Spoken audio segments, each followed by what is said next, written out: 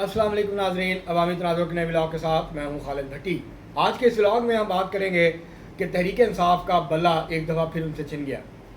ये क्या मामला हुआ है और हाई कोर्ट से जो रिलीफ मिला था तहरीक इंसाफ को वो आर्जी साबित हुआ, उनकी जो खुशी थी वो भी आर्जी साबित हुई और अब एक दफ़ा फिर तहरीक इंसाफ जो है वो बल्ले के निशान से महरूम हो गई है। और जो इलेक्शन कमीशन को हुक्म मिला था हाई कोर्ट की तरफ से कि इनको रजिस्टर्ड करें और बल्ले का निशान दें, वो फ़ैसला आर्जी तौर पर सुप्रीम कोर्ट ने मुअत्तल कर दिया है। इस सारी सूरत हाल के ऊपर आज के इस व्लॉग में हम आपसे बात करेंगे, तफसीलात रखेंगे और इसके तहरीक इंसाफ के ऊपर क्या असरात मुरतब हो सकते हैं और कश्मीर में इस वक्त ओवरऑल जो है वो तहरीक इंसाफ जो है वो कहाँ खड़ी नज़र आती है। इस सारी सूरत हाल के ऊपर आज के इस व्लॉग में हम बात करेंगे। इससे पहले कि हम आगे बढ़ें, आपको तफसीलात फराहम करें, आपसे गुजारिश है कि अगर आपने हमारा चैनल अवामी तनाज़ुर अभी तक सब्सक्राइब नहीं किया उसको सब्सक्राइब कर लें। आपको व्लॉग पसंद आए उसको शेयर करें, लाइक करें और महज़ब अंदाज से अपनी राय का इजहार करें। बेल आइकन ज़रूर दबा दें, टली ज़रूर खटका दें। अब हम बढ़ते हैं अपने आज के मौजू की तरफ। तहरीक इंसाफ की सफ़ों में ख़ास तौर पे आज़ाद कश्मीर में उस वक्त खुशी की लहर दौड़ गई थी जब आज़ाद कश्मीर हाई कोर्ट के 3 रुकनी बेंच ने इलेक्शन कमीशन आज़ाद कश्मीर को हुक्म दिया कि तहरीक इंसाफ को बहैसियत पार्टी रजिस्टर्ड किया जाए और इनको बल्ले का इंतखाबी निशान दिया जाए। तहरीक इंसाफ ने इस दौरान जो है उनके उम्मीदवारों ने कागजात नामजदगी जमा करवाए और फिर उन्होंने एक लिस्ट जारी की और ये कहा कि ये 33 जो उम्मीदवार हैं वो हम मैदान में उतार रहे हैं। तो तहरीक इंसाफ ने अपने उम्मीदवार मैदान में उतारे और उनको इस बात का जो है वो उम्मीद थी कि जो है बल्ले का इंतखाबी निशान उनको मिल जाएगा, उनकी रजिस्ट्रेशन हो जाएगी और वो एक सियासी जमात के तौर पर आज़ाद कश्मीर के जो इंतखाबी मैदान है 27 जुलाई को वोटिंग होगी उसके अंदर वो बहैसियत जमात जो है वो उतरेंगे और एक इंतखाबी निशान यानी बल्ले के ऊपर जो है वो इलेक्शन लड़ेंगे।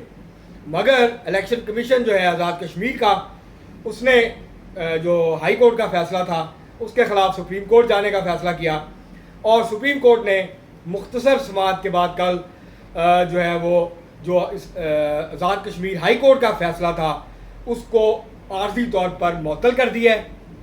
अब 2 जुलाई से पहले, आज 30 जून है, 2 जुलाई को दोबारा समाअत होगी तो इस दौरान तहरीक इंसाफ न रजिस्टर्ड हो सकेगी और ना उसके उम्मीदवारों को बल्ले का इंतखाबी निशान मिल सकेगा। अब सुप्रीम कोर्ट का 3 रुकनी बेंच 2 जुलाई को समाअत करेगा इस मुकदमे की और फिर पता चलेगा कि क्या जो आर्जी मुअत्तल है हुक्म वो बहाल होता है या उसको मज़ीद जो है अगली तारीख तक बढ़ा दिया जाता है।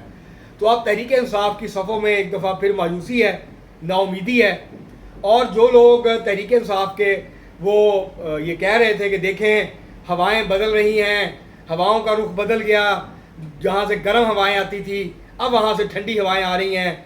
और जो कौम परस्त थे कश्मीरी वो कह रहे थे देखें हमारी जो अदलिया है वो आज़ाद है, वो खुद मुख्तार है, वो दबाव में आगे बगैर फैसले करती है, देखिए कितना तारीखी शानदार फैसला किया है। मगर ये चंद दिन की जो खुशी थी वो बरकरार रही और उसके बाद अब फिर तहरीक इंसाफ जो है वो उम्मीद और नाउमीदी के दरमियान में लटकी हुई नज़र आती है।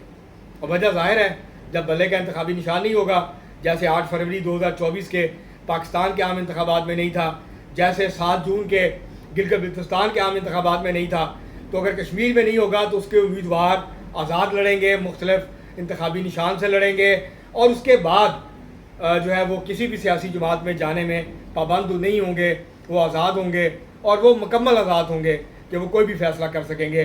जीतेंगे, अगर वो जीतेंगे तो तहरीक इंसाफ की हमायत से जीतेंगे। अब तहरीक इंसाफ इस वक्त 2 हलकों में अच्छी पोजीशन में है जिसमें जो है LA 18 अब्बासपुर का हल्का सरदार अब्दुल क्यूम खान न्याजी साबिक़ वज़ीर आज़म आज़ाद कश्मीर के और तहरीक इंसाफ आज़ाद कश्मीर के सदर वो वहाँ से उम्मीदवार हैं। ख्वाजा फारूक जो हैं वो उम्मीदवार हैं मुज़फ़्फ़राबाद से, शहर के हल्के से तहरीक इंसाफ के और तगड़े उम्मीदवार हैं वो। इसके अलावा LA 1 डडियाल मीरपुर 1 का जो हल्का है वहाँ से ग़ुलाम रब्बानी हैं, वो भी अच्छे उम्मीदवार हैं। तो ये कुछ 3-4 हल्के ऐसे हैं जहाँ तहरीक इंसाफ के पास अच्छे उम्मीदवार हैं। बाकी जगहों पर ज़्यादातर सियासी कारकुन हैं, उनके पुराने वर्कर हैं, पहले भी इलेक्शन लड़ चुके हैं, وہ میدان میں ہیں. تو اب دیکھنا ہوگا کیونکہ وہاں الیکٹیبلز اور باقی چیزیں اگر تو کوئی ویو چلتی ہے اور وہ الیکٹیبلز کو بہا کے لے جاتی ہے تو پھر تحریک انصاف کا کچھ چانس ہوگا کہ وہ ان دو تین حلقوں کے علاوہ بھی کامیابی جو ہے وہ حاصل کر لیں. تو ابھی اس کے امکانات بہت کم جو ہے وہ نظر آتے ہیں.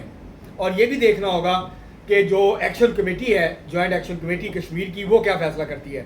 کیا وہ بائیکاٹ کی طرف جاتی ہے؟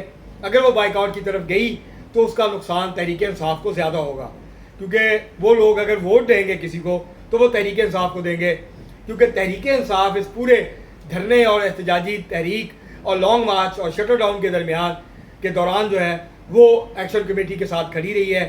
انہوں نے حمایت کی ہے، انہوں نے سرگرمی سے اس کے اندر حصہ بھی لیا ہے اور ان کے مطالبات کی حمایت بھی کی ہے، ان کی تحریک کی حمایت بھی کی ہے. اور کچھ ان کے امیدوار ایسے بھی ہیں جو کہ دھرنے میں بھی شریک رہے ہیں.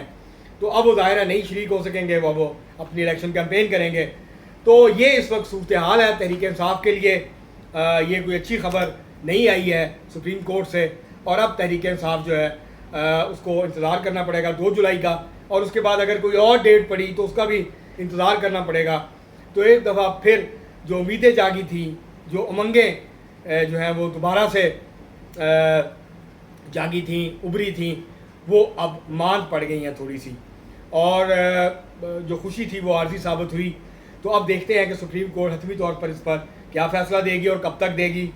اگر الیکشن کے بالکل قریب جا کے فیصلہ ہوتا ہے تو پھر مسئلہ ہوگا. ظاہر ہے یہ فیصلہ جو ہے وہ امیدواروں کو نشان الاٹ ہونے سے پہلے جو ہے وہ کرنا ہوگا سپریم کورٹ کو 1-2 پیشیوں پہ 10 جولائی سے پہلے، تاکہ جب حتمی فہرست آ جائے گی، امیدواروں کو انتخابی نشان الاٹ ہو جائیں گے، تو پھر بیلٹ پیپرز کی چھپائی کا کام شروع ہو جائے گا.